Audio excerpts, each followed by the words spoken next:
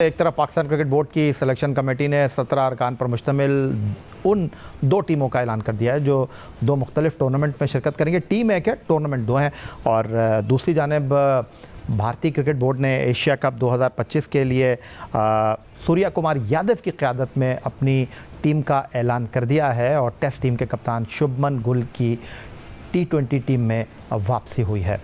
Team में जनाब 3 spinner को रखा गया है, वरुण चक्रवर्ती, कुलदीप यादव और अक्षर पटेल।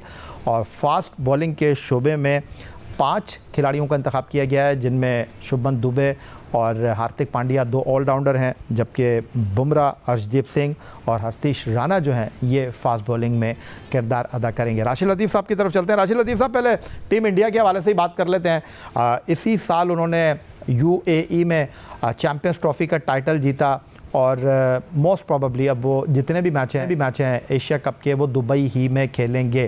किस तरह देख रहे हैं आप उनके स्क्वाड को? देखिए, उनका सबसे मुश्किल जो स्क्वाड बनाने का होता है वो T20 होता है। विराट कोहली अभी गए हैं, साथ में जडेजा चले गए और रोहित शर्मा।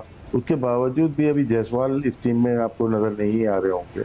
तो लेकिन जो भी टीम बनाई है उन्होंने बहुत परफॉर्मेंस बेस्ड टीम लग रही है।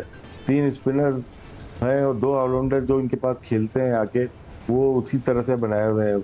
बाकी जसप्रीत बुमराह मेन किरदार अदा करते हैं इनके फास्ट बॉलिंग में। अर्शदीप सिंह है और हर्षित राणा 3 पेसर्स को लिया। कुलदीप यादव है इनके पास। इन्होंने वाशिंगटन सुंदर को भी नहीं रखा हुआ, हालांकि वो बहुत अच्छा परफॉर्म करते हुए आए हैं। इनके पास स्पिन अटैक अक्षर पटेल भी हैं। टीम अच्छी लग रही है यहाँ पे, क्योंकि दुबई में ये ज़्यादातर बेस करते हैं स्पिनर्स पे और अपने ऑलराउंडर जो है बैटिंग ऑलराउंडर इनके पास मौजूद है। अच्छा, ये जो आपने अभी थोड़ी देर पहले जायसवाल की बात की, जिन्होंने बड़ा अच्छा इंग्लैंड का दौरा किया, उनको टीम में ना रखने की एक बुनियादी वजह जो बाज़ाहिर नज़र आ रही है वो यही है कि टीम में लगभग साल के बाद जो है वो टेस्ट टीम के कैप्टन शुभमन गिल की वापसी हो रही है। इंग्लैंड के दौरे में उन्होंने 4 से ज़्यादा सेंचुरियाँ स्कोर की और बर्मिंघम के एजबस्टन क्रिकेट ग्राउंड पर टेस्ट मैच में दोनों इनिंग में वो सेंचुरियाँ बनाने में कामयाब रहे। शायद जायसवाल को टीम में ला लेने की एक बुनियादी वजह यह है कि गिल होंगे तो वो प्लेइंग 11 में होंगे, बाहर नहीं बैठेंगे। हाँ, नहीं, उनके पास ये फ्यूचर का कैप्टन देख रहे हैं दोनों फॉर्मेट में। मेरे ख्याल से वो देखना चाह रहे थे, क्योंकि अभी जो कैप्टन है शायद आगे जाके ना हो, तो मे भी वो देख रहे होंगे। और फिर इनके पास सैमसन है जो विकेट कीपर भी हैं, वो भी ओपन करते हैं। तो तिलक वर्मा है, वो भी ओपनर है। तो शर्मा वो भी ओपनर है, तो उसमें जगह बनती नहीं है।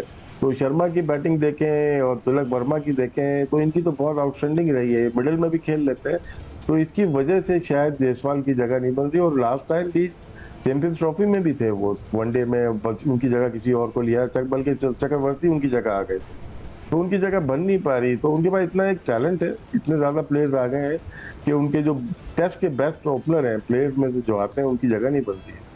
ठीक हो गया, तो अब आ जाते हैं राशिद लतीफ़ साहब ज़रा टीम पाकिस्तान की तरफ। संडे को टीम का अनाउंसमेंट हुआ। 17 रुकनी टीम है, सलमान अली आगा टीम को लीड कर रहे हैं। और टीम को आप किस तरह देख रहे हैं? एशिया कप से पहले पाकिस्तान को अफ़गानिस्तान और UAE के साथ 3 मुल्की टूर्नामेंट खेलना है, और अगर पाकिस्तान इस टूर्नामेंट की ट्रॉफ़ी को उठाने में कामयाब रहा तो एक तवज्जो के साथ, एक इन्हिमाक के साथ, एक जज्बे के साथ, एक तवानाई के साथ हम एशिया कप में एंट्री देंगे। देखिए, एशिया कप से मुश्किल हमारी ट्रायंगुलर सीरीज लग रही है, क्योंकि शारजा में है। यहाँ पे UAE का होम ग्राउंड है, ये अफगानिस्तान का होम ग्राउंड रहा है और अभी भी होगा। यहाँ पे स्पिन जो बॉलर होते हैं बहुत अच्छी बॉलिंग करते हैं। तो अगर अफगानिस्तान से मुकाबले हैं तो उसमें गजनफर वापस आए हैं, राशिद खान वापस आए हैं, नबी इनके पास है, नूर है। उनके जो अटैक है ना बहुत अच्छा है। वो पाकिस्तान को 2-1 हरा चुके हैं वो लास्ट टाइम जब शादाब कप्तान गए थे। UAE के भी मोहम्मद वसीम है, बहुत अच्छा खेलते हैं। और वो आजकल आज कीनिया से भी शायद उनका कहीं मैच हो रहा था या कल हो रहा था, तो वो वहाँ पे न्यूजीलैंड को भी हराया हुआ है उन्होंने, और वहाँ पे भी बांग्लादेश को भी 2 महीने पहले हराया है। तो हमें लाइट नहीं लेना, ये हमारी बहुत अच्छी प्रैक्टिस होगी। अगर हम यहाँ से जीतते हैं तो एशिया कप के लिए ज़्यादा बेहतर अच्छी पिचेज होंगी। हमारी टीम ठीक है, यहाँ पे अच्छा खेलना चाहिए हमें, और स्पिनर दोनों खेलने चाहिए। प्लेइंग 11 बहुत डिपेंड करती है, जैसे हम बोलते थे कि सुफियान को भी खिलाएं, अबरार को भी खिलाएं, लेकिन हमने खिलाया नहीं। लेकिन शायद यहाँ पे UAE में, शारजा में तो डेफिनेटली खिलाना पड़ेगा, लेकिन वहाँ पे भी दुबई में भी अगर मैचेस हैं हमें दोनों स्पिनर्स पे जाना पड़ेगा। तो राशिद लतीफ़ साहब, हमने चाहे बांग्लादेश की सीरीज़, चाहे वेस्ट इंडीज़ की सीरीज़ हो, कभी हम सुफियान मुकीम को खिलाते हैं, कभी हम अबरार को खिलाते हैं। आपको लगता है कि क्योंकि मीडिया में भी बहुत ज़्यादा बात हो रही है कि अब पाकिस्तान का फार्मूला ये होना चाहिए कि दोनों के साथ हमको मैदान में उतरना चाहिए, आपको लगता है कि हम ट्राई सीरीज़ या एशिया कप में अबरार और सुफियान के साथ मैदान में उतरेंगे? ये अच्छा मौका मिल गया कि हमारे पहले जो मैचेस हैं अफगानिस्तान वही से यहाँ पे हम ट्राई करके देख लें।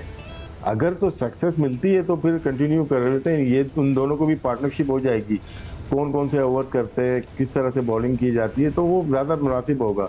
अगर हम खिलाते नहीं एक को, फिर हम बड़े टूर्नामेंट में चले जाते हैं तो क्वेश्चन मार्क रहेगा या 2 बॉलर से चलना चाहिए हमें, स्पिनर स्पेशली। हालांकि वहाँ पास हैं, सलमान अली आगा भी बॉल कर लेते हैं, तो वो भी करते हैं, मोहम्मद नवाज भी बॉलिंग कर लेते हैं और साइम अयूब भी कर लेते हैं बॉलिंग। लेकिन जब आपको ज़रूरत पड़ती है तो स्पेशलिस्ट बॉलर की अगर एक फ्लॉप भी हो जाए ना, दूसरा कवर कर ले, तो मेरे ख्याल से दोनों को खिलाना चाहिए। अच्छा, मौजूदा बैटिंग लाइनअप के बारे में आप क्या कहेंगे? इस वक्त अगर कोई उभर कर सामने आया है अपनी कारकर्दगी के साथ, अपनी तवानाई के साथ, अपनी हिटिंग के साथ, तो वो किसी शक व शुबे के बगैर साहबजादा फरहान है और 6 मैच आपने उनको खिलाए हैं, 3 मैचों में वो प्लेयर ऑफ द मैच रहे। बिल्कुल आपकी बात दुरुस्त है, साहबजादा ने बहुत अच्छी बैटिंग की है, साथ में हसन नवाज बहुत इंप्रेसिव रहा है। जहां पाकिस्तान को मुश्किलात, वहां पे उन्होंने रन किए और तेज किए। तो साहबजादा ऊपर से जब चलते हैं तो मैन ऑफ द मैच ही होते हैं। 3 मैचेस में शायद वो मैन ऑफ द मैच हुए, 50 करते हैं, 80 तक चले जाते हैं। ये अच्छा साइन है हमारे पास। फ़खर अगर खेलते हैं, फिट है, वो डेंजरस प्लेयर है हमारे पास। हारिस नहीं चल रहे हमारे पास, हारिस अब नंबर हमें कप्तान को खुद सेट करना पड़ेगा, वो कहाँ पे आए या तो वो इतने नीचे चले जाते हैं, बैटिंग ही नहीं आती, या बीच में उनका नंबर नहीं है। T20 में अगर वो खेल रहे हैं या तो फिर ऊपर ही आ जाए, 3 नंबर पे ही आ जाए, 4 नंबर पे स्टॉप कर जाते हैं तो दूसरा आउट हो जाता है, फिर हसन आके तेज खेलता है तो मैच को करीब लेके जाता है। ये नंबर का ही गेम है T20 में। तो हमारे जितने अच्छे जो प्लेयर हैं जो कि अच्छे स्ट्राइक रेट से खेलते हैं, उनको ऊपर खिलाया है।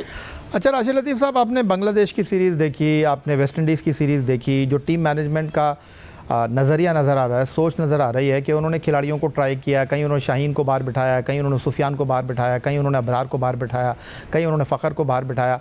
लेकिन अब ये मेक और ब्रेक वाले इवेंट हैं, ट्राई सीरीज़ हो गई, एशिया कप हो गई, आपको लगता है कि इसी सोच के साथ मैनेजमेंट आपको खेलती हुई दिखाई दे रही है, या आपको लगता है नहीं इस बार हम चेंज करेंगे? मेरे ख्याल से मैं शाहीन को बहुत खिलाया है, T20 में बहुत एक्सपेंसिव रहे हैं, अभी आपने हाल ही में देखा। लेकिन सलमान मिर्ज़ा का लगता नहीं है कि वो इतने इम्प्रेसिव होंगे, लेकिन उनकी वेरिएशन बहुत ज़्यादा है। अगर बांग्लादेश में देखा, शारजा की पिचेस भी थोड़ा तंग करेंगी, वो ग्रिप करती है बॉल, वहाँ पे थोड़ा वो कटर मारते हैं, कोई स्लो करते हैं, कोई यॉर्कर भी करते हैं। तो वो एक ऐसा फैक्टर है। जिस तरह हम सुफियान या अबरार की बात कर रहे हैं, उनको भी शुरू के मैचेस खिलाने चाहिए कि बड़े मैच में जब आए तो हमें पता होना चाहिए कि हमें अगर बिठा रहे हैं, हम हारिस को अगर हम बिठा देंगे या शाहीन को, तो एक बॉलर ऐसा है जो उसको रिप्लेस कर सकता है। तो ये मौका अच्छा है इनको खिलाने के लिए।